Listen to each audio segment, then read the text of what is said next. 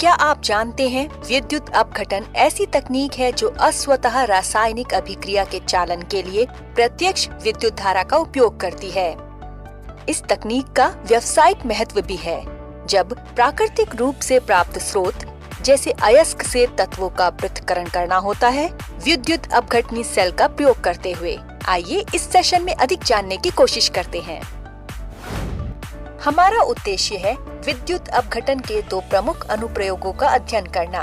पहला, धातुओं को शुद्ध करना और दूसरा, कुछ तत्वों और यौगिकों का विद्युत निर्माण।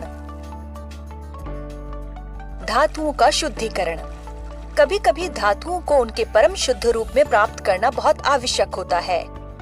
उदाहरण के लिए, कॉपर का विद्युत तारों में उपयोग करने के लिए कॉपर का परम शुद्ध रूप आवश्यक होता है। इसे विद्युत अपघटन क्रिया द्वारा प्राप्त किया जा सकता है और इसे विद्युत शोधन कहते हैं। कॉपर के विद्युत शोधन में 3 चरण होते हैं। कैथोड पर शुद्ध कॉपर का निक्षेपण, अशुद्ध कॉपर एनोड से विलय अशुद्धियों का निष्कासन और एनोड आपंक के रूप में अविलय अशुद्धियों का निष्कासन। कैथोड पर शुद्ध कॉपर का निक्षेपण। अशुद्ध कॉपर के बड़े स्लैब एनोड के रूप में कार्य करते हैं और ये शुद्ध कॉपर की पतली चादरों के बीच निलंबित हो जाते हैं जो कैथोड के रूप में कार्य करते हैं।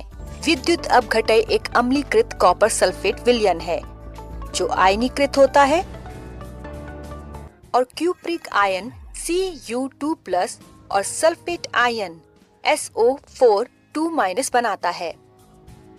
एनोड पर कॉपर 2 इलेक्ट्रॉनों को त्याग कर क्यूप्रिक आयन देता है। निष्कासित इलेक्ट्रॉन बाह्य परिपथ के माध्यम से कैथोड की ओर गति करते हैं। क्यूप्रिक आयन जो आयनन के दौरान बनते हैं कैथोड की ओर गति करते हैं जो कि शुद्ध कॉपर धातु है। ये आयन इलेक्ट्रॉन ग्रहण करके उदासीन कॉपर परमाणु बन जाते हैं और शुद्ध कॉपर धातु के रूप में कैथोड पर निक्षेपित होते हैं। अशुद्ध कॉपर एनोड से विलय अशुद्धियों का निष्कासन। अशुद्ध कॉपर में कुछ विलय अशुद्धियां होती हैं जैसे कि आयरन, निकल और जिंक।